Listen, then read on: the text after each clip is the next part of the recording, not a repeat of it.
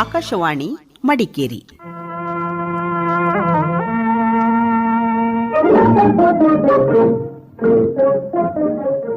ಕಾರ್ಯಕ್ರಮ ಯುವ ವಾಣಿ.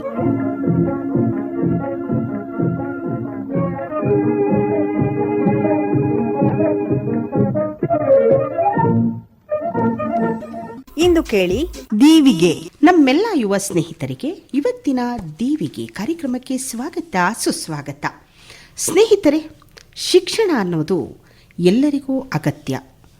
ಎಲ್ಲರೂ ಕೂಡ ನಾನು ಓದಬೇಕು, ನಾನು ಒಂದು ಇಲಾಖೆಗೆ ಅಧಿಕಾರಿಯಾಗಿ ಸೇರಬೇಕು ಅಥವಾ ವಿದ್ಯಾರ್ಥಿಯಾಗಿ ನಾನು ಕಲಿಬೇಕು ಅಂತ ತಮ್ಮ ಇಡೀ ಜೀವನವನ್ನು ಮುಡುಪಾಗಿಟ್ಟುಕೊಂಡು ತಮ್ಮ ಜೀವನವನ್ನು ನಡೆಸ್ತಾ ಇರ್ತಾರೆ. ಹಲವು ವಿದ್ಯಾರ್ಥಿಗಳು ಯಾವುದಾದರೂ ಒಂದು ಸಮಸ್ಯೆಗೆ ಬಲಿಯಾಗಿ ಅಥವಾ ಆರ್ಥಿಕ ಮುಗ್ಗಟ್ಟಿಗೆ ಎದುರಿಸಲಾಗದೆ ಮಾನಸಿಕವಾಗಿ ಕೂಡ ನೊಂದು ತಮ್ಮ ಅಭ್ಯಾಸವನ್ನು ಅರ್ಧಕ್ಕೆ ಬಿಟ್ಟು ಅಥವಾ ವಿದ್ಯಾಭ್ಯಾಸವನ್ನು ಅಲ್ಲಿಗೆ ಕಡಿತಗೊಳಿಸಿ ಮನೆಯಲ್ಲಿ ಇರುವಂತಹದ್ದನ್ನು ಕೂಡ ನಾವು ಕಂಡಿದ್ದೇವೆ. ಸ್ನೇಹಿತರೆ, ನಿಮ್ಮಲ್ಲೂ ಕೂಡ ಹಲವರಿಗೆ ನಾನು ಒಂದು ಸಮಾಜದಲ್ಲಿ ಸೇವೆಯನ್ನು ಸಲ್ಲಿಸಬೇಕು, ಹೆಚ್ಚು ವಿದ್ಯೆಯನ್ನು ಹೊಂದಬೇಕು, ಶಿಕ್ಷಣವನ್ನು ಪಡಿಬೇಕು ಅನ್ನೋ ಒಂದು ಕನಸಿದ್ದೇ ಇರುತ್ತೆ ಅಲ್ವಾ? ಅಂತಹವರಿಗಾಗಿ ಕರ್ನಾಟಕ ರಾಜ್ಯ ಮುಕ್ತ ವಿಶ್ವವಿದ್ಯಾನಿಲಯದಲ್ಲಿ ಓದುವಂತಹ ಅವಕಾಶ ಇರುವುದು. ಈ ಹಿಂದೆ ನಿಮ್ಮ ಮೆಚ್ಚಿನ ಮಡಿಕೇರಿ ಆಕಾಶವಾಣಿ ಪ್ರಸಾರ ಮಾಡಿದ್ದು ಹಲವು ಕಾರ್ಯಕ್ರಮಗಳನ್ನು, ಸಂದರ್ಶನಗಳನ್ನು. ಇಂದು ಕೂಡ ನಮ್ಮ ಯುವವಾಣಿ ವೇದಿಕೆಯಲ್ಲಿ ಅತಿಥಿಯೊಬ್ಬರು ಆಗಮಿಸಿದ್ದಾರೆ. ಅಂದರೆ ಕರ್ನಾಟಕ ರಾಜ್ಯ ಮುಕ್ತ ವಿಶ್ವವಿದ್ಯಾನಿಲಯ ಪ್ರಾದೇಶಿಕ ಕೇಂದ್ರ ಮಡಿಕೇರಿಯಲ್ಲಿ ಕಾರ್ಯನಿರ್ವಹಿಸ್ತಾ ಇದ್ದಾರೆ. ಅವರು ಮುಕ್ತ ವಿಶ್ವವಿದ್ಯಾನಿಲಯದಲ್ಲಿ ಏನೆಲ್ಲ ಅವಕಾಶಗಳು ಇದೆ ಓದುವುದಕ್ಕೆ ಅಥವಾ ಶಿಕ್ಷಣವನ್ನು ಪಡೆಯುವುದಕ್ಕೆ ಅನ್ನುವಂತಹ ಮಾಹಿತಿಯನ್ನು ನೀಡುವುದಕ್ಕೋಸ್ಕರ ಆಗಮಿಸಿದ್ದಾರೆ. ಬನ್ನಿ ಅವರನ್ನು ಮಾತನಾಡಿಸೋಣ, ಹೆಚ್ಚಿನ ಮಾಹಿತಿಯನ್ನು ಪಡ್ಕೊಳ್ಳೋಣ. ನಮಸ್ತೆ. ನಮಸ್ತೆ ಮೇಡಮ್. ತಮ್ಮ ಪರಿಚಯ ಮಾಡಿಕೊಡಿ. ಸ್ಮಿತಾ ಸುಬ್ಬಯ್ಯ, ಪ್ರಾದೇಶಿಕ ನಿರ್ದೇಶಕಿ, ಕರ್ನಾಟಕ ರಾಜ್ಯ ಮುಕ್ತ ವಿಶ್ವವಿದ್ಯಾನಿಲಯ ಪ್ರಾದೇಶಿಕ ಕೇಂದ್ರ ಮಡಿಕೇರಿ. ಸ್ಮಿತಾ ಅವರೇ, ನೀವು ಏನಾಗಿ ಕೆಲಸ ಮಾಡ್ತಾ ಇದ್ದೀರಿ? ನಾನು ಕೊಡಗಿನಲ್ಲಿ ಪ್ರಾದೇಶಿಕ ನಿರ್ದೇಶಕಿಯಾಗಿ ಕೆಲಸ ಮಾಡ್ತಾ ಇದ್ದೀನಿ ಮೇಡಮ್. ಸಂತೋಷ. ಕರ್ನಾಟಕ ರಾಜ್ಯ ಮುಕ್ತ ವಿಶ್ವವಿದ್ಯಾನಿಲಯದ ಪ್ರಾದೇಶಿಕ ಕೇಂದ್ರ ಮಡಿಕೇರಿಯಲ್ಲಿ ನೀವು ನಿರ್ದೇಶಕಿಯಾಗಿ ಕಾರ್ಯನಿರ್ವಹಿಸ್ತಾ ಇದ್ದೀರಾ. ಎಷ್ಟು ವರ್ಷಗಳಿಂದ ಸೇವೆ ಸಲ್ಲಿಸ್ತಾ ಇದ್ದೀರಾ? ನಾನು 2021ನಲ್ಲಿ 2021ರಲ್ಲಿ ಪ್ರಾದೇಶಿಕ ಕೇಂದ್ರ ಮಡಿಕೇರಿಯಲ್ಲಿ ಸ್ಥಾಪನೆ ಆಯಿತು. ಅಲ್ಲಿಂದ ನಾನು ಪ್ರಾದೇಶಿಕ ನಿರ್ದೇಶಕಿಯಾಗಿ ಕೆಲಸ ನಿರ್ವಹಿಸ್ತಾ ಇದ್ದೇನೆ. ನಿಮ್ಮ ಪರಿಚಯಕ್ಕೆ ಧನ್ಯವಾದ. ಹಾಗೆಯೇ ನಿಮ್ಮ ವಿದ್ಯಾರ್ಹತೆ ಬಗ್ಗೆ ಕೂಡ ಹೇಳಬಹುದಾ ನಮ್ಮ ಯುವ ಸ್ನೇಹಿತರ ಜೊತೆ? ಓಕೆ, ನಾನು BEd ಮುಗಿಸಿದ್ದೀನಿ, BEd MEd ಮುಗಿಸಿದ್ದೀನಿ. ಹಾಗೆ MA ಹಿಸ್ಟ್ರಿಯಲ್ಲಿ MA ಕನ್ನಡದಲ್ಲೂ ಮುಗಿಸಿ ಈಗ ಕೌನ್ಸಿಲಿಂಗ್ ಮಾಡಿದ್ದೀನಿ. ಈಗ PhD ಮಾಡ್ತಾ ಇದ್ದೀನಿ ಮ್ಯಾಮ್. ತುಂಬ ಸಂತೋಷ. ಆದಷ್ಟು ಬೇಗ ಶಿಕ್ಷಣವನ್ನು ಪಡೆದು ಮತ್ತೊಮ್ಮೆ ನಮ್ಮ ಯುವ ಸ್ನೇಹಿತರಿಗೆ ಮಾದರಿಯಾಗಿ ಅಂತ ಹೇಳ್ತಾ ಇವತ್ತಿನ ಕಾರ್ಯಕ್ರಮವನ್ನು ಆರಂಭ ಮಾಡೋಣ. ಸ್ಮಿತಾ ಅವರೇ, ಮೊಟ್ಟ ಮೊದಲನೆಯದಾಗಿ ಕರ್ನಾಟಕ ರಾಜ್ಯ ಮುಕ್ತ ವಿಶ್ವವಿದ್ಯಾನಿಲಯದಲ್ಲಿ ಯಾವೆಲ್ಲ ವಿಷಯಗಳಿಗೆ ಅವಕಾಶವಿದೆ? ಮ್ಯಾಮ್, ಕರ್ನಾಟಕ ರಾಜ್ಯ ಮುಕ್ತ ವಿಶ್ವವಿದ್ಯಾನಿಲಯದಲ್ಲಿ ಹಲವಾರು ಕೋರ್ಸ್ಗಳಿದೆ. ಅದರಲ್ಲಿ BA ಅಂಡರ್ ಗ್ರ್ಯಾಜುಯೇಟ್ ಅಂತ ತಗೊಂಡ್ರೆ BA, BCom, BBA, BSW, BSc, ಇನ್ನು BSc information technology, BCA, BLib, BEd ಇಷ್ಟು ಕೋರ್ಸು ಬರುತ್ತೆ ಮ್ಯಾಮ್ ಅಂಡರ್ ಗ್ರ್ಯಾಜುಯೇಟಲ್ಲಿ. ನಂತರ ಪೋಸ್ಟ್ ಗ್ರ್ಯಾಜುಯೇಟ್ ಅಂತ ಬಂದರೆ ಇನ್ನು MA ಯಲ್ಲಿ ಎಲ್ಲ ಕೋರ್ಸ್ ಬರುತ್ತೆ. MA ಕನ್ನಡ, ಯಾವುದು ಬೇಕು ಲ್ಯಾಂಗ್ವೇಜ್ ತಗೊಳ್ಬೋದು ನೀವು. ಇನ್ನು MA Sanskrit, MA mass communication and journalism, MCom, MBA, MLib, MCA, MSW, ಹೀಗೆ MSc, ಹೀಗೆ ಹಲವು ರೀತಿಯ ಕಾರ್ಯಕ್ರಮಗಳನ್ನು ನಾವು ನೋಡ್ಬೋದು. ಇನ್ನು ಪೋಸ್ಟ್ ಗ್ರ್ಯಾಜುಯೇಷನ್ ಸರ್ಟಿಫಿಕೇಟ್ ಪ್ರೋಗ್ರಾಮ್ ಅಂದರೆ ಗ್ರ್ಯಾಜುಯೇಷನ್ ಮೇಲೆ ಸ್ವಲ್ಪ ಕೋರ್ಸ್ಗಳಿದೆ. PG certificate course, English communication, English certificate, ಹೀಗೆ ಹಲವಾರು ಕೋರ್ಸ್ಗಳು PG ಗ್ರ್ಯಾಜುಯೇಷನ್ ಸರ್ಟಿಫಿಕೇಟ್ ಪ್ರೋಗ್ರಾಮಲ್ಲಿ ಬರುತ್ತೆ. ಇನ್ನು ಡಿಪ್ಲೊಮೊ ಪ್ರೋಗ್ರಾಮ್ನ 10+2 ಬೇಸ್ ಮೇಲೆ ಅಂದರೆ ಸೆಕೆಂಡ್ PU ಬೇಸ್ ಮೇಲೆ ನಾವು ಮಾಡ್ಬೋದು. Diploma Kannada, journalism, information technology, computer application, ಇನ್ನು ಹಲವಾರು ಕೋರ್ಸ್ ಬರುತ್ತೆ ಮೇಡಮ್. ಹಾಗೆ ಸರ್ಟಿಫಿಕೇಟ್ ಪ್ರೋಗ್ರಾಮ್ ಇದು ಅಷ್ಟೇ 6 ಮಂತ್ಸ್ ಕೋರ್ಸ್ ಬರುತ್ತೆ. ಇದು 10+2 12th ಪಾಸ್ ಆದವರಿಗೆ ಬರುತ್ತೆ. ಅಂದರೆ ಸೆಕೆಂಡ್ PU ಆದವರಿಗೆ ಮತ್ತು ಡಿಗ್ರಿ ಆದವರಿಗೆ ಕೋರ್ಸ್ ಮಾಡ್ಬೋದು. ಈಗ ಪ್ರವೇಶವನ್ನು ಪಡೆಯೋದಕ್ಕೆ ಅಂದರೆ ಈಗ ತಾವು ಹೇಳಿದಂತಹ ವಿಷಯಗಳಿಗೆ ಪ್ರವೇಶಾತಿಯನ್ನು ಪಡೆಯೋದಕ್ಕೆ ವಿದ್ಯಾರ್ಹತೆಯನ್ನು ನೀವು ಹೇಳಿದ್ರಿ.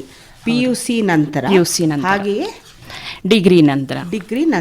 ಈಗ ಮುಕ್ತ ವಿಶ್ವವಿದ್ಯಾನಿಲಯ ಮನೆಯಲ್ಲಿರುವಂತಹವರು ದೂರ ಶಿಕ್ಷಣವನ್ನು ಪಡೆಯುವಂತಹ ಒಂದು ಉದ್ದೇಶವನ್ನು ಹೊಂದಿರುವಂಥದ್ದು. ಇಂತಹ ಸಂದರ್ಭದಲ್ಲಿ ವಯಸ್ಸಿನ ಮಿತಿ ಏನಿರುತ್ತೆ? ವಯಸ್ಸಿನ ಮಿತಿ ಅಂತ ಇಲ್ಲ ಮ್ಯಾಮ್. ಸೆಕೆಂಡ್ PU ಕಂಪ್ಲೀಟ್ ಆಗಿರಬೇಕು. 18ರಿಂದ 80 ವರ್ಷದ ವಯೋಮಾನದವರೆಗೂ ಓದಲು ಅವಕಾಶ ಇದೆ ಕರ್ನಾಟಕ ರಾಜ್ಯ ಮುಕ್ತ ವಿಶ್ವವಿದ್ಯಾನಿಲಯದಲ್ಲಿ. ಅಂದರೆ ಹಲವು ರೀತಿಯ ಕಾರಣ ಆಗಿರ್ಬೋದು. ವೈಯಕ್ತಿಕ ಕಾರಣ, ವಿದ್ಯೆ ಮುಂದುವರಿಸಲಿಕ್ಕೆ ಸಾಧ್ಯ ಇಲ್ಲ, ಹಲವು ಗೃಹಿಣಿಯರು ಮನೆಯಲ್ಲಿರ್ತಾರೆ, ಅವರಿಗೂ ಸಹ ಮನೆಯಲ್ಲೇ ಕೂತು ಓದ್ಕೋಬಹುದು. ಜಸ್ಟ್ ಇವರು ಕ್ಲಾಸಸ್ ಇರುತ್ತೆ, ಒಂದು 15 days ಕ್ಲಾಸ್ ಇರುತ್ತೆ ವರ್ಷಕ್ಕೆ. ಅದು ಅವರು ಆನ್ಲೈನ್ ಮೂಲಕ ತಗೊಳ್ಬೋದು, ಇಲ್ಲ ಆಫ್ಲೈನ್ ಮೂಲಕ ತಗೊಳ್ಬೋದು. ಅವರು ಎಲ್ಲಿ ಬೇಕು ಅಲ್ಲಿ ಕೂತಲ್ಲೇ ಕ್ಲಾಸ್ ಮಾಡ್ಕೋಬಹುದು. ಇನ್ನು ಎಕ್ಸಾಮ್ಗೆ ಮಾತ್ರ ಅವರು ಬಂದರೆ ಸಾಕು. ಎಕ್ಸಾಮ್ ಸೆಂಟರ್ ಮಡಿಕೇರಿಯಲ್ಲೇ ಇದೆ. ಅಂದರೆ 15 ದಿನಗಳ ಕಾಲ ವರ್ಷಕ್ಕೆ ತರಗತಿಗಳಿರುತ್ತೆ. ಆನ್ಲೈನಲ್ಲಿ ಕೂಡ ನೀವು ತಗೊಳ್ಬೋದು ಅಂತ ಹೇಳ್ತಾ ಇದ್ದೀರಾ. ಅವರು ಮ್ಯಾಮ್ ಓದ್ಕೊಂಡೇ ಎಕ್ಸಾಮ್ ಬರೀಬಹುದು. ಅಂದ್ರೆ ತರಗತಿಗಳು ಇರುತ್ತೆ. ಇಲ್ಲ ಅಂತಂದ್ರೆ ರೆಕಾರ್ಡೆಡ್ ಕ್ಲಾಸಸ್ ಯೂಟ್ಯೂಬಲ್ಲಿ ಬೇಕಾದಷ್ಟು ಸಿಗುತ್ತೆ ಮ್ಯಾಮ್. ಅದು ನೋಡಿಕೊಂಡು ಅವರು ಎಕ್ಸಾಮ್ ಬರ್ಕೋಬಹುದು. ಅಲ್ಲಿ ಯಾರು ಶಿಕ್ಷಣವನ್ನ ಕೊಡ್ತಾರೆ? ಅದರಲ್ಲಿ ನಮ್ಮ ಎಕ್ಸ್ಪರ್ಟ್ಸ್ ಇರ್ತಾರೆ ಅಲ್ವಾ, ಸಬ್ಜೆಕ್ಟ್ ಎಕ್ಸ್ಪರ್ಟ್ಸ್, ಅವರು ಕ್ಲಾಸ್ ಮಾಡಿ ಹಾಕಿರ್ತಾರೆ. ಅದರ ಬಗ್ಗೆ ಮಾಹಿತಿ ಇದೆಯಾ ಈ ಪ್ರಾಸ್ಪೆಕ್ಟಸ್ ನಲ್ಲಿ? ಇದೆ ಮ್ಯಾಮ್, ಕಂಪ್ಲೀಟ್ ಮಾಹಿತಿ ಇದೆ. ಅಂದ್ರೆ ಮುಕ್ತ ವಿಶ್ವವಿದ್ಯಾನಿಲಯ ಪ್ರಾದೇಶಿಕ ಕೇಂದ್ರ ಮಡಿಕೇರಿ ಇದರ ವತಿಯಿಂದ ಏನು ಪಾಠವನ್ನು ಕಲಿಯಬೇಕಾಗುತ್ತೋ, ಅಂದರೆ ನಾವು ತೆಗೆದುಕೊಂಡಿರುವಂತಹ ವಿಷಯಕ್ಕೆ ಸಂಬಂಧಪಟ್ಟ ಹಾಗೆ ಏನನ್ನು ನಾವು ಅಭ್ಯಾಸವನ್ನು ಮಾಡಬೇಕಾಗಿರುತ್ತೋ ಅಂತಹ ತರಗತಿಗಳನ್ನು ನಾವು ಯೂಟ್ಯೂಬ್ ಮುಖಾಂತರವೂ ಕೂಡ ನಾವು ನೋಡಿ ಓದಿ ತಿಳ್ಕೊಳ್ಬಹುದು ಅಂತ ಹೇಳ್ತಾ ಇದ್ದೀರಾ. ಜೊತೆಗೆ ನಾವು ಅಲ್ಲೇ ತರಗತಿಯಲ್ಲಿ ಭಾಗಿಯಾಗ್ತೀವಿ ಅಂದರೂ ಕೂಡ ಅದಕ್ಕೆ ಅವಕಾಶ ಇದೆ ಅಂತ ಹೇಳ್ತೀರಾ. ಸಮಯದ ಒಂದು ಅವಧಿ ಏನಿರುತ್ತೆ? ಅಂದರೆ ಮ್ಯಾಮ್ ಅವರು ಟೈಮ್ ಟೇಬಲ್ ಕೊಟ್ಟಿರ್ತಾರೆ ಮ್ಯಾಮ್. ಮುಂಚೆನೇ ಅವರು ಟೈಮ್ ಟೇಬಲ್ ಕೊಟ್ಟಿರ್ತಾರೆ. ಅದಕ್ಕೆ ಸರಿಯಾಗಿ ವಿದ್ಯಾರ್ಥಿಗಳು ಕ್ಲಾಸ್ ತಗೊಳ್ಬೋದು. ಈಗ ಶುಲ್ಕದ ಬಗ್ಗೆ ಹೇಳಿ. ಮತ್ತು ಮೆಟೀರಿಯಲ್ಸ್, ನಮಗೆ ಓದೋದಕ್ಕೆ ಪುಸ್ತಕ ಬೇಕು ಅನ್ನುವಾಗ ಹೇಗೆ ತಗೊಳ್ಳೋದು?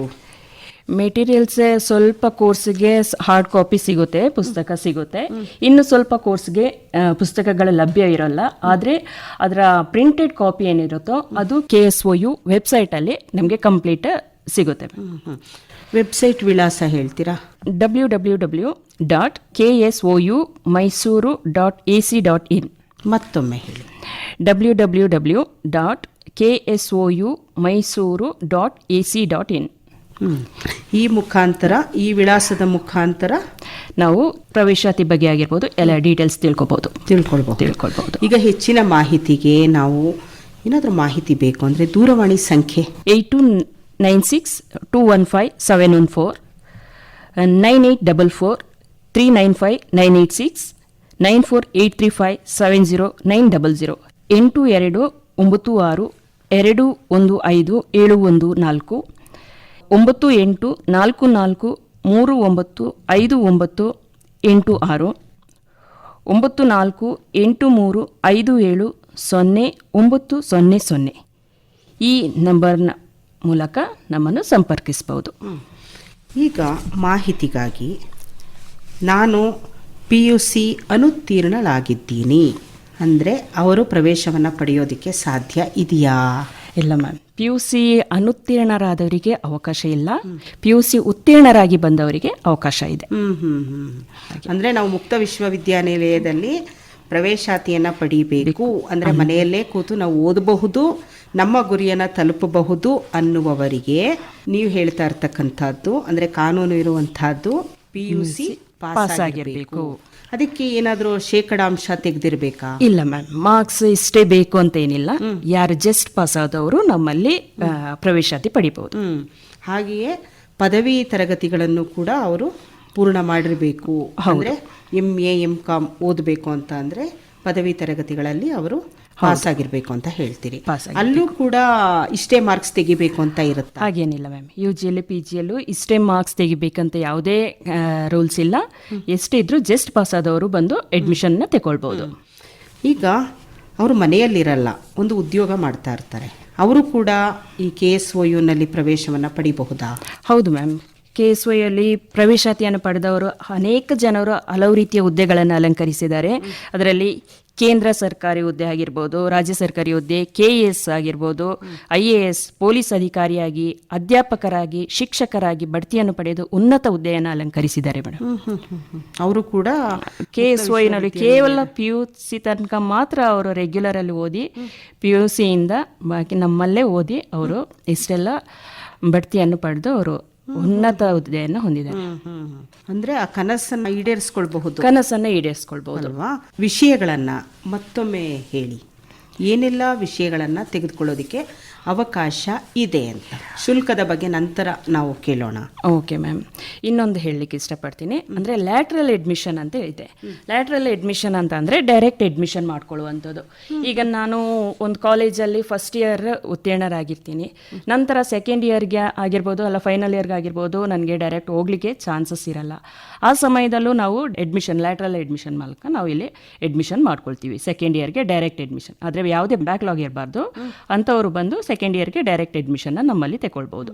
ಈಗ ಪರಿಶಿಷ್ಟ ಜಾತಿ ಪರಿಶಿಷ್ಟ ಪಂಗಡಕ್ಕೆ ಸೇರಿದಂತಹ ಅಭ್ಯರ್ಥಿಗಳಿಗೂ ಸಾಮಾನ್ಯ ಅಭ್ಯರ್ಥಿಗಳಿಗೂ ಏನು ಒಂದು ವಿನಾಯಿತಿ ಇದೆ? ಶುಲ್ಕ ವಿನಾಯಿತಿ ಅಂತ ಯಾವುದೂ ಇಲ್ಲ ಮ್ಯಾಮ್. ಇಲ್ಲಿ ಏನು ಅಂತ ಅಂದರೆ ಅಡ್ಮಿಷನ್ ಮಾಡಿಕೊಂಡ ನಂತರ ಅವರಿಗೆ ಸ್ಕಾಲರ್ಶಿಪ್ ಬರುತ್ತೆ. ಸ್ಕಾಲರ್ಶಿಪ್ ಅಂದರೆ 2.5 ಲಕ್ಷಕ್ಕಿಂತ ಕಮ್ಮಿ ಇನ್ಕಮ್ ಇರುವವರು ಎಲ್ಲರೂ ಸ್ಕಾಲರ್ಶಿಪ್ ಅಪ್ಲೈ ಮಾಡ್ಕೋಬಹುದು. ಅಂದರೆ ಪರಿಶಿಷ್ಟ ಜಾತಿ ಪರಿಶಿಷ್ಟ ಪಂಗಡದವರು? ಹೌದು ಹೌದು.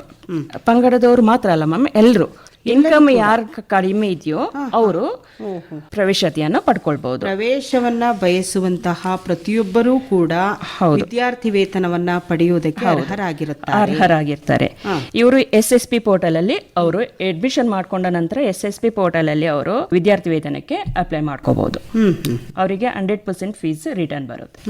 ಹಾಗೆ ಈಗ ವಿಷಯಗಳೇನೆಲ್ಲ ಇದೆ ವಿಸ್ತೃತವಾಗಿ ಹೇಳಬಹುದಾ?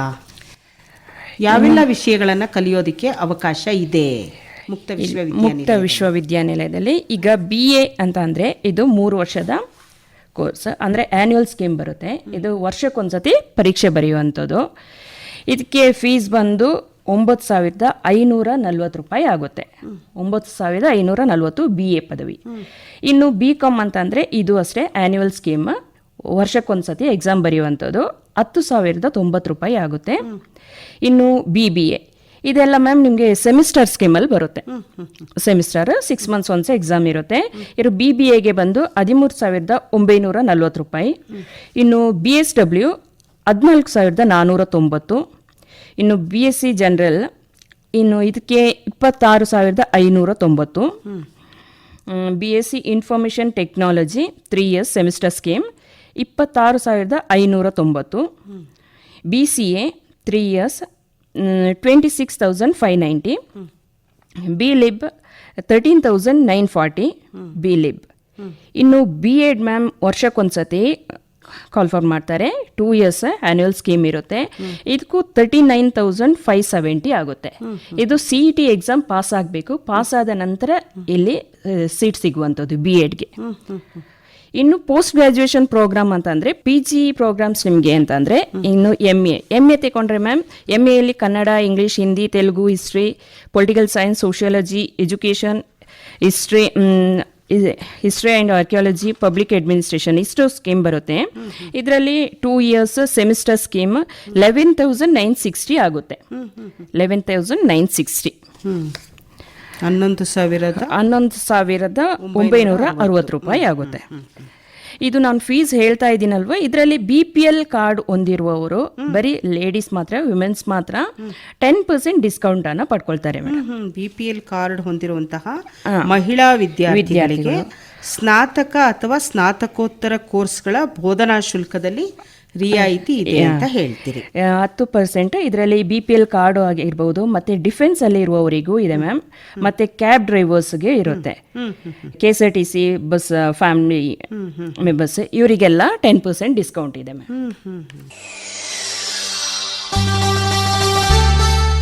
ನೀವು ಕೇಳ್ತಾ ಇದ್ದೀರಿ ಕಾರ್ಯಕ್ರಮ FM 103.1 ಮೆಗಾ ಹರ್ಟ್ಸ್ಗಳಲ್ಲಿ ಆಕಾಶವಾಣಿ ಮಡಿಕೇರಿ ಕೇಂದ್ರ ಪ್ರಸಾರವಾಗ್ತಾ ಇದೆ ಯುವವಾಣಿ.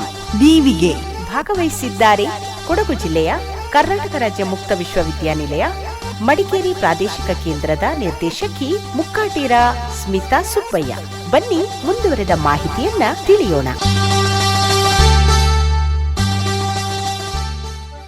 ಇನ್ನು ಬೋಧನಾ ಶುಲ್ಕದಲ್ಲಿ ರಿಯಾಯಿತಿ ಬಗ್ಗೆ ಹೇಳೋದಾದ್ರೆ, BPL ಕಾರ್ಡ್ ಹೊಂದಿರುವ ಮಹಿಳಾ ವಿದ್ಯಾರ್ಥಿಗಳಿಗೆ ಸ್ನಾತಕೋತ್ತರ ಕೋರ್ಸ್ಗಳ ಬೋಧನಾ ಶುಲ್ಕದಲ್ಲಿ ರಿಯಾಯಿತಿ ನೀಡಲಾಗುವುದು. ಡಿಫೆನ್ಸ್ ಹಾಗೂ ಮಾಜಿ ಸೈನಿಕ ವಿದ್ಯಾರ್ಥಿಗಳಿಗೆ ಬೋಧನಾ ಶುಲ್ಕದಲ್ಲಿ ರಿಯಾಯಿತಿ ನೀಡಲಾಗುವುದು. ಆಟೋ ಕ್ಯಾಬ್ ಚಾಲಕರು ಮತ್ತು ಅವರ ಪತಿಯಲ್ಲ ಪತ್ನಿ ಹಾಗೂ ಇಬ್ಬರು ಮಕ್ಕಳಿಗೆ ಸ್ನಾತಕೋತ್ತರ ಕೋರ್ಸ್ಗಳ ಬೋಧನಾ ಶುಲ್ಕದಲ್ಲಿ ರಿಯಾಯಿತಿ. KSRTC ನೌಕರರುಗಳಿಗೆ ಸ್ನಾತಕೋತ್ತರ ಬೋಧನಾ ಶುಲ್ಕದಲ್ಲಿ 10% ರಿಯಾಯಿತಿಯನ್ನು ನೀಡಲಾಗುತ್ತೆ.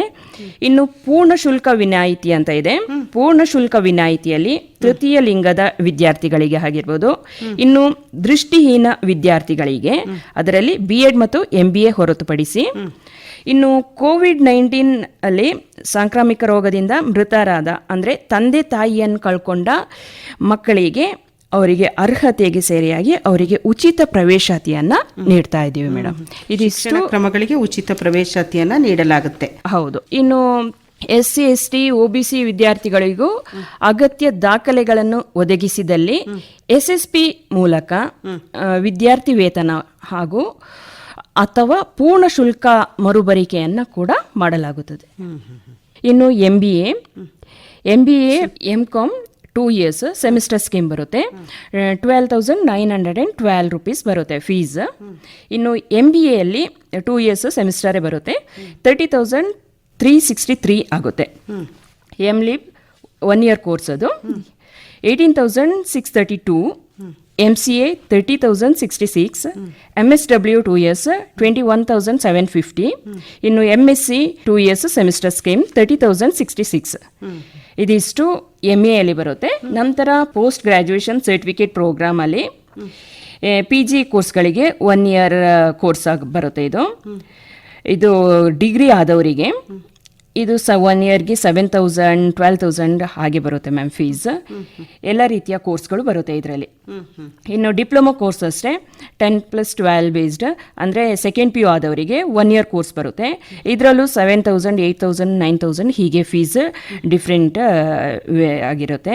ಇನ್ನು early childhood care and education ಅಂತ DIP ಅಂತೇಳಿ ಒಂದು ಡಿಪ್ಲೊಮಾ ಕೋರ್ಸ್ ಬರುತ್ತೆ. ಅದಕ್ಕೆ ಮಾತ್ರ 19,660 ಆಗುತ್ತೆ ಮ್ಯಾಮ್. ಇನ್ನು ಸರ್ಟಿಫಿಕೇಟ್ ಪ್ರೋಗ್ರಾಮ್ 12+2 ಬೇಸ್ಡ್ 6 ತಿಂಗಳ ಕೋರ್ಸ್ ಬರುತ್ತೆ.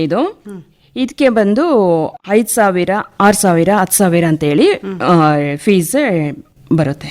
ಹಾಗೆ ಪಂಚಾಯತ್ ರಾಜ್ ಆಗಿರ್ಬೋದು, information and communication technology, translation studies, ಇದಿಷ್ಟು ನಿಮಗೆ ಪ್ರೋಗ್ರಾಮ್ ಸರ್ಟಿಫಿಕೇಟ್ ಪ್ರೋಗ್ರಾಮಲ್ಲಿ ಬರುವಂಥದ್ದು. ಇನ್ನು 2026-27 ಸಂದರ್ಭದಲ್ಲಿ ಪ್ರವೇಶಾತಿಯನ್ನು ಪಡೆಯೋದಕ್ಕೆ ಅಂತಿಮ ದಿನಾಂಕ ಯಾವುದು? ಅಂದರೆ ಅರ್ಜಿಯನ್ನು ಹೇಗೆ ಸಲ್ಲಿಸಬೇಕಾಗುತ್ತೆ? ನಿಮ್ಮ ಕೇಂದ್ರಕ್ಕೆ ಬರಬೇಕಾ? ಹೌದು. ಅಥವಾ ಆನ್ಲೈನ್ ಮುಖಾಂತರ ಸಲ್ಲಿಸಬಹುದಾ? ಏನೆಲ್ಲ ದಾಖಲೆಗಳನ್ನು ಯಾವ ರೀತಿಯಲ್ಲಿ ಸಲ್ಲಿಸಬೇಕಾಗುತ್ತೆ? ಓಕೆ. ಈಗ 2026 ಜುಲೈ ಸೈಕಲ್ ಅಡ್ಮಿಷನ್ ಪ್ರಾರಂಭ ಆಗಿದೆ. ಇದಕ್ಕೆ ಅರ್ಜಿಯನ್ನು ಆನ್ಲೈನ್ ಮೂಲಕ ಸಲ್ಲಿಸಬಹುದು, ಇಲ್ಲ ವಿದ್ಯಾರ್ಥಿಗಳು ನೇರವಾಗಿ ಪ್ರಾದೇಶಿಕ ಕೇಂದ್ರಕ್ಕೆ ಭೇಟಿ ನೀಡಿ ಅಲ್ಲಿ ಅರ್ಜಿಯನ್ನು ಸಲ್ಲಿಸಬಹುದು. ಇನ್ನು ಇದಕ್ಕೆ ಬೇಕಾದ ದಾಖಲೆಗಳು ಅಂತ ಅಂದರೆ ಒಂದು TC, marks cards, Aadhaar card, photo 4 ಬೇಕಾಗುತ್ತೆ, passport size photo, BPL card ಇರೋರು BPL ಕಾರ್ಡ್ ತಗೊಳ್ಬೇಕು. ಇನ್ನು ಬ್ಯಾಂಕ್ ಪಾಸ್ಬುಕ್ ಫ್ರಂಟ್ ಶೀಟ್ ಒಂದು ಜೆರಾಕ್ಸ್ ಬೇಕಾಗುತ್ತೆ. ಇನ್ನು ಆನ್ಲೈನ್ ಪೇಮೆಂಟ್ ಇರುತ್ತೆ, ATM ಆಗಿರ್ಬೋದು, ಗೂಗಲ್ ಪೇ, ಫೋನ್ ಪೇ, ಇದೇ ಏನಾದರೂ ಇದ್ದರೆ ಆನ್ಲೈನ್ ಪೇಮೆಂಟನ್ನು ಮಾಡ್ಕೊಳ್ಬೋದು. ಇನ್ನು ಇಲ್ಲಿ ಬ್ಯಾಂಕ್ ಪಾಸ್ಬುಕ್ ಫ್ರಂಟ್ ಶೀಟ್ ಏಕೆ ಕೇಳ್ತಾ ಇದ್ದೀವಿ ಅಂತ ಅಂದರೆ, ಅವರಿಗೆ ಸ್ಕಾಲರ್ಶಿಪ್ ಬರುವಾಗ ಆ ಅಕೌಂಟ್ಗೆ ಬರಲಿ ಅಂತೇಳಿ ನಾವು ಬ್ಯಾಂಕ್ ಪಾಸ್ಬುಕ್ ಡೀಟೇಲ್ಸ್ನ ಕೇಳ್ತಾ ಇರ್ತೀವಿ. ಅಂತಿಮ ದಿನಾಂಕ ಅಂತಿಮ ದಿನಾಂಕ ಆಗಸ್ಟ್ 31. ಆಗಸ್ಟ್ 31, 2026. ಒಂದು ಪ್ರಶ್ನೆ ಮೇಡಮ್, ಓಕೆ, ಏನಂತ ಹೇಳಿದ್ರೆ ಪ್ರಥಮ MA ಅವರು ಉತ್ತೀರ್ಣರಾಗಿರ್ತಾರೆ ಮುಕ್ತ ವಿಶ್ವವಿದ್ಯಾನಿಲಯ ಅಥವಾ ಓಪನ್ ಯೂನಿವರ್ಸಿಟಿನಲ್ಲಿ.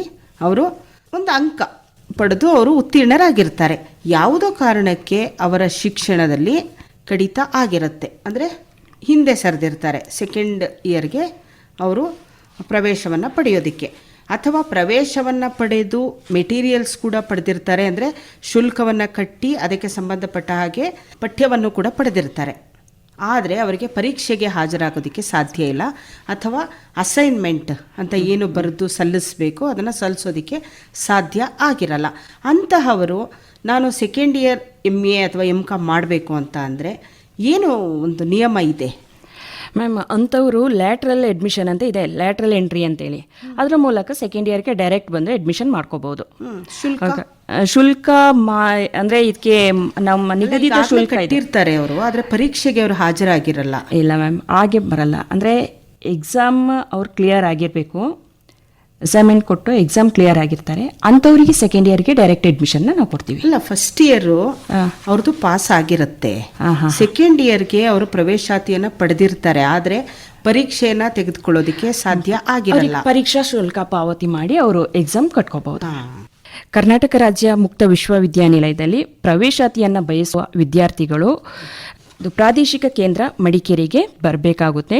ನಕಲು ಪ್ರತಿಗಳಿಗೆ ಸ್ವಯಂ ದೃಢೀಕರಣ ಮಾಡಿ ಪ್ರವೇಶಾತಿಯನ್ನು ಪಡ್ಕೊಳ್ಬಹುದು. ಆನ್ಲೈನ್ನಲ್ಲಿ ನಾವು ಏನು ಅರ್ಜಿಯನ್ನು ಸಲ್ಲಿಸ್ತೀವಿ, ಓಕೆ, ಅದು ದಾಖಲೆಗೆ ಮಾತ್ರ. ನಾವು ದಾಖಲೆಗಳನ್ನು ಸಲ್ಲಿಸಬೇಕಾದ್ರೆ ಪ್ರಾದೇಶಿಕ ಕಚೇರಿಗೆ ಬರಲೇಬೇಕು ಅಂತ ಹೇಳ್ತೀರಿ. ಅಪ್ಲಿಕೇಶನ್ ಮಾತ್ರ ನಾವು ಫಿಲ್ ಮಾಡ್ಲಿಕ್ಕೆ ಆಗುವಂಥದ್ದು ಆನ್ಲೈನಲ್ಲಿ. ಅದನ್ನು ಸುಮ್ಮನೆ ಅಲ್ಲಿ ಹೋಗಿ ನಾವು 100 ರೂಪೀಸ್ ಎಕ್ಸ್ಟ್ರಾ ಕೊಟ್ಟು ಪೇ ಮಾಡೋದಕ್ಕಿಂತ ಡೈರೆಕ್ಟ್ ಅವರು ಇದಕ್ಕೆ ಬರ್ಬೋದು, ಡಾಕ್ಯುಮೆಂಟ್ಸ್ ತಗೊಂಡು ನಮ್ಮ ಸೆಂಟರ್ಗೆ ಬಂದರೆ ನಾವು ಮಾಡ್ಕೊಳ್ತೀವಿ ಅಡ್ಮಿಷನ್. ಈಗ ಪ್ರಥಮ MA ತರಗತಿಯನ್ನು ಓದಿರುವಂತಹ ಅವರು ಬೇರೊಂದು ಉದಾಹರಣೆಗೆ ಮೈಸೂರಿನಲ್ಲಿರುವಂತಹ ಮುಕ್ತ ವಿಶ್ವವಿದ್ಯಾನಿಲಯದಲ್ಲಿ ಅವರು ಓದಿರ್ತಾರೆ. ಯಾವುದೋ ಕಾರಣಕ್ಕೆ ಅವರು ಕೊಡಗಿಗೆ ಬಂದಿರ್ತಾರೆ. ಅವರು 2ನೇ ವರ್ಷದ MA ತರಗತಿಗೆ ಪ್ರವೇಶಾತಿಯನ್ನು ಪಡೆಯುವಾಗ ಅವರು ಏನು ದಾಖಲೆಯನ್ನು ತರಬೇಕಾಗುತ್ತೆ ಕೊಡಗಿನಲ್ಲಿ ನಾನು ಓದಬೇಕು ಅಂತ ಅಂದರೆ? ಇಲ್ಲ, ಅವರು ನಮ್ಮ ಇದು ಕೇಂದ್ರ ಕಚೇರಿಯಲ್ಲಿ ಪ್ರವೇಶಾತಿಯನ್ನು ಪಡೆದ ನಂತರ ಅವರು ಮಡಿಕೇರಿಯಲ್ಲಿ ಅವರು ಎಜುಕೇಷನ್ ಕಂಟಿನ್ಯೂ ಮಾಡಬೇಕು ಅಂತ ಅಂದರೆ ಅವರು ಅಲ್ಲಿ ಏನು ಅಡ್ಮಿಷನ್ ಮಾಡಿರ್ತಾರೋ ಅದೇ ಡಾಕ್ಯುಮೆಂಟ್ಸ್ ತಗೊಂಡು ಬಂದು ನಮ್ಮಲ್ಲಿ ಅಡ್ಮಿಷನ್ ಮಾಡ್ಕೋಬಹುದು ಸೆಕೆಂಡ್ ಇಯರ್ಗೆ. ಮತ್ತೆ ಪರೀಕ್ಷೆಯನ್ನು ಅಷ್ಟೇ ಅವ್ರಿಗೆ ಎಲ್ಲಿ ಬರುತ್ತೋ all over Karnataka exam centres ಇದೆ, ಅವ್ರಿಗೆ ಎಲ್ಲಿ ಬೇಕು ಅಲ್ಲಿ ಅವರು ಎಕ್ಸಾಮ್ ತಗೊಂಡು ಅವರೇ ಸೆಲೆಕ್ಟ್ ಮಾಡ್ಕೋಬೇಕಾಗುತ್ತೆ ಎಕ್ಸಾಮ್ ಸೆಂಟರ್ ಯಾವ್ದು ಬೇಕು ಅಂತೇಳಿ, ಅಲ್ಲಿ ಅವರು ಎಕ್ಸಾಮ್ ಬರಿಬೋದು. ಮತ್ತೊಂದು ಮಾಹಿತಿ ಅಂದರೆ ಪ್ರವೇಶಾತಿಯನ್ನು ಬಯಸುವ ವಿದ್ಯಾರ್ಥಿಗಳು ಸರ್ಕಾರಿ, ಅರೆ ಸರ್ಕಾರಿ ನೌಕರರು ಹಾಗೂ ಖಾಸಗಿ ನೌಕರರ ಅನುಕೂಲಕ್ಕಾಗಿ ಮಡಿಕೇರಿ ಪ್ರಾದೇಶಿಕ ಕೇಂದ್ರದಲ್ಲಿ 2ನೇ 4ನೇ ಶನಿವಾರ, ಭಾನುವಾರ ರಜಾ ದಿನಗಳು ಯಾವುದಿದೆಯೋ ಆ ದಿನಗಳಲ್ಲಿ ಪ್ರವೇಶಾತಿಯನ್ನು ಮಾಡ್ಕೊಳ್ತಾ ಇದ್ದೀವಿ. ಈಗ ಮೇಡಮ್, ಮೊಬೈಲ್ ಯುಗ, ಆಧುನಿಕ ಯುಗದಲ್ಲಿ ಮೊಬೈಲ್ ತನ್ನ ಸ್ಥಾನವನ್ನು ಹೆಚ್ಚು ಆಕ್ರಮಿಸ್ಕೊಂಡ್ಬಿಟ್ಟಿದೆ. ಓದಬೇಕು ಅಂತ ಅಂದಾಗ ತೊಂದರೆ ಕೊಡುವಂತಹದ್ದು ಮೊಬೈಲ್. ಹಾಗೆಯೇ ಪ್ರಾಮಾಣಿಕವಾಗಿ ಶ್ರದ್ಧೆ ಭಕ್ತಿಯಿಂದ ಓದುವಂತಹ ವಿದ್ಯಾರ್ಥಿಗಳಿಗೆ ಮೊಬೈಲ್ ಒಂದು ವರ ಅಂತ ಕೂಡ ಹೇಳಬಹುದು. ಅನ್ಯ ಭಾಷೆಗಳನ್ನು ಕೂಡ ಕಲಿತಾರೆ, ಹೆಚ್ಚು ಹೆಚ್ಚು ಮಾಹಿತಿಯನ್ನು ಸಂಪಾದಿಸ್ತಾರೆ. ದುರುಪಯೋಗ ಖಂಡಿತ ಅಂತಹವರಿಂದ ಆಗೋದಿಲ್ಲ. ಇಂತಹ ಸಂದರ್ಭದಲ್ಲಿ ನೀವು ಕರ್ನಾಟಕ ರಾಜ್ಯ ಮುಕ್ತ ವಿಶ್ವವಿದ್ಯಾನಿಲಯ ಪ್ರಾದೇಶಿಕ ಕಚೇರಿ ಮಡಿಕೇರಿ ಇಲ್ಲಿ ನಿರ್ದೇಶಕಿಯಾಗಿ ಕಾರ್ಯನಿರ್ವಹಿಸ್ತಾ ಇರೋದ್ರಿಂದ ಒಂದು ಪ್ರಶ್ನೆ, ಸೂಕ್ಷ್ಮ ಪ್ರಶ್ನೆ, ಮೊಬೈಲ್ ಬಳಕೆಯಿಂದ ತಮ್ಮ ಶಿಕ್ಷಣವನ್ನು ಒಂದು ಕ್ರಮ ಇಲ್ಲದ ರೀತಿಯಲ್ಲಿ ತಮ್ಮ ಜೀವನವನ್ನು ನಡೆಸ್ಕೊಂಡು ಹೋಗ್ತಾ ಇದ್ದಾರೆ. ಅಂತಹವರಿಗೆ ನಿಮ್ಮ ಕಿವಿ ಮಾತು ಏನು? ಅವರ ಶಿಕ್ಷಣವನ್ನು ಮುಂದುವರಿಸೋದಕ್ಕೆ ಮೊಬೈಲ್ ರಹಿತವಾಗಿ ನಾನು ಜೀವನವನ್ನು ಮಾಡಬೇಕು, ಜೀವನದ ಗುರಿಯನ್ನು ಎಂದೋ ಕಂಡ ಕನಸನ್ನು ನೆರವೇರಿಸ್ಕೊಳ್ಬೇಕು ಅಥವಾ ಸಾಕಾರಗೊಳಿಸ್ಕೊಳ್ಬೇಕು ಅಂತ ಅಂದರೆ ನಿಮ್ಮ ಕಿವಿ ಮಾತು ಏನು, ಸಲಹೆ? ಓಕೆ ಮೇಡಮ್, ಇಂದಿನ ಯುವಕರ ಅತೀ ದೊಡ್ಡ ಶತ್ರು ಅಂದರೆ ಆಲಸ್ಯ. ಆಲಸ್ಯ ಅಂದರೆ ಮೊಬೈಲ್ಗಾಗಿ ತಲೆ ಕೆಳಗೆ ಮಾಡಿದವರೆ ಅದೊಂದು ವಿಚಿತ್ರ ರೀತಿಯ ಮಾದಕ ದ್ರವ್ಯ ಅಂತ ಹೇಳ್ಬೋದು. ಸ್ವೀಟ್ ಪಾಯ್ಸನ್ ಮೇಡಮ್ ಮೊಬೈಲ್ ಅಂತ ಹೇಳೋದು. ಅದು ತಲೆ ಎತ್ತಲಿಕ್ಕೆ ಎಂದಿಗೂ ಬಿಡಲ್ಲ.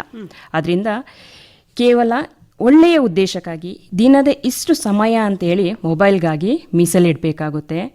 ಅಂದರೆ ನಾವು ನಮ್ಮ ಮನಸ್ಸನ್ನು ಹಿಡಿತದಲ್ಲಿ ಇಟ್ಕೊಳ್ಳಿಕ್ಕೆ ಆ ಮೊಬೈಲ್ಗಾಗಿ ಸಮಯ ಮೀಸಲಿಟ್ರೆ ಮಾತ್ರ ಸಾಧ್ಯ ಅಂತ ಹೇಳ್ಬೋದು.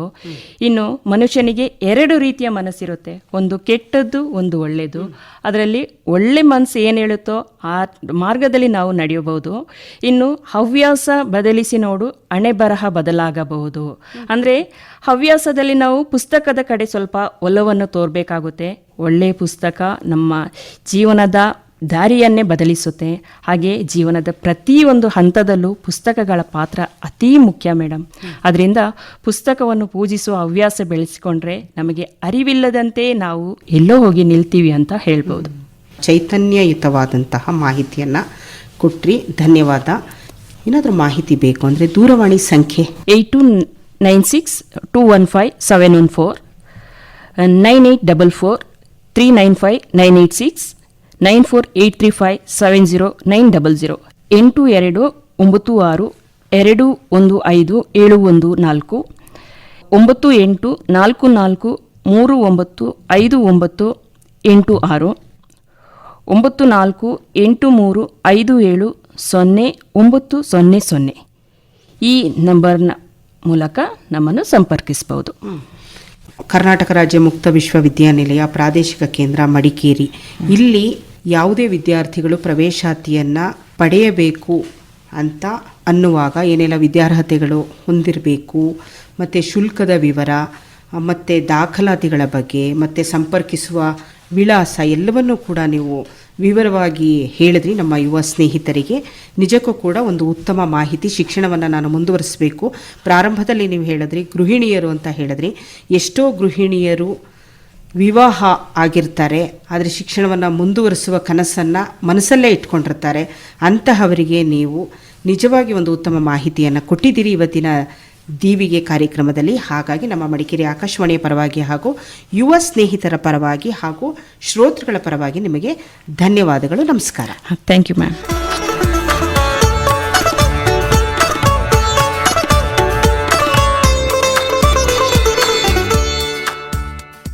ಶಿಕ್ಷಣ ಎನ್ನುವುದು ನಮ್ಮನ್ನು ಘನತೆ ಗೌರವದ ಪರಿಧಿಯೊಳಗೆ ಗುರುತಿಸಿಕೊಳ್ಳಲು ಸಹಾಯ ಮಾಡುತ್ತದೆ ಎನ್ನುವುದು ಅನುಭವಿಗಳ ಮಾತು. ಇಂತಹ ಅನುಭವಿಗಳ ಮಾತನ್ನು ನಾವು ಪಾಲಿಸಲೇಬೇಕು ಎಂಬುದಾದರೆ ಈ ಕ್ಷಣದಲ್ಲಿ ನಾವು ಓದುವ ಹವ್ಯಾಸವನ್ನು ನಮ್ಮದನ್ನಾಗಿಸಿಕೊಳ್ಳಬೇಕು.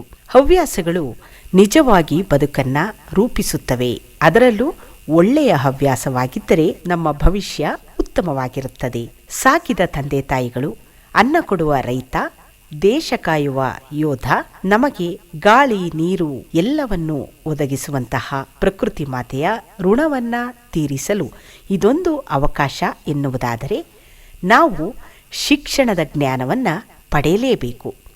ಶಿಕ್ಷಣವಿಲ್ಲದವನು ಪಶುವಿಗಿಂತಲೂ ಕೀಳು ಎನ್ನುವಂತಹ ಮಾತನ್ನು ನಾವು ಕೇಳಿದ್ದೇವೆ.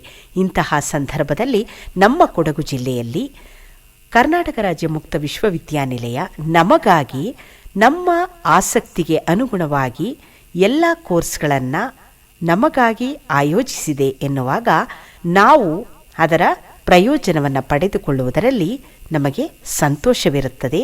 ಆದ್ಯತೆ ಎನ್ನುವುದು ನಮ್ಮ ಮೂಲವಾಗಿರುತ್ತದೆ. ಇಷ್ಟು ಹೇಳ್ತಾ ಇಂದಿನ ದೀವಿಗೆ ಕಾರ್ಯಕ್ರಮವನ್ನು ಮುಕ್ತಾಯ ಮಾಡ್ತಾ ಇದ್ದೀವಿ. ನಿಮ್ಮ ಭೇಟಿ ಮುಂದಿನ ಭಾನುವಾರ ಸಂಜೆ 5 ಗಂಟೆಗೆ ಮತ್ತೊಂದು ಕಾರ್ಯಕ್ರಮದೊಂದಿಗೆ. ನಮ್ಮೆಲ್ಲ ಪ್ರೀತಿಯ ಯುವ ಸ್ನೇಹಿತರಿಗೆ ಹಾಗೂ ಕಾರ್ಯಕ್ರಮವನ್ನು ಪ್ರೀತಿಯಿಂದ ಆಲಿಸಿದ ಶ್ರೋತೃಗಳಿಗೆ ಮತ್ತೊಮ್ಮೆ ನಮಸ್ಕಾರ, ಶುಭ ಸಂಜೆ. ಇದುವರೆಗೆ ಕೊಡಗಿನ ಮುಕ್ತ ವಿಶ್ವವಿದ್ಯಾಲಯದಲ್ಲಿ ಪ್ರವೇಶಾತಿ ಹೇಗೆ ಈ ಕುರಿತು ಸಂದರ್ಶನವನ್ನಾಧರಿಸಿದ ದೀವಿಗೆ ಕಾರ್ಯಕ್ರಮ ಆಲಿಸಿದಿರಿ. ಭಾಗವಹಿಸಿದ್ದ ಅತಿಥಿ ಕೊಡಗು ಜಿಲ್ಲೆಯ ಕರ್ನಾಟಕ ರಾಜ್ಯ ಮುಕ್ತ ವಿಶ್ವವಿದ್ಯಾನಿಲಯ ಮಡಿಕೇರಿ ಪ್ರಾದೇಶಿಕ ಕೇಂದ್ರದ ನಿರ್ದೇಶಕಿ ಮುಕ್ಕಾಟೀರ ಸ್ಮಿತಾ ಸುಬ್ಬಯ್ಯ. ಪ್ರಸ್ತುತಿ ಹಾಗೂ ನಿರ್ವಹಣೆ ಎಂ ಶಕುಂತಲಾ. ಯುವವಾಣಿ ಪ್ರಸಾರವಾಯಿತು.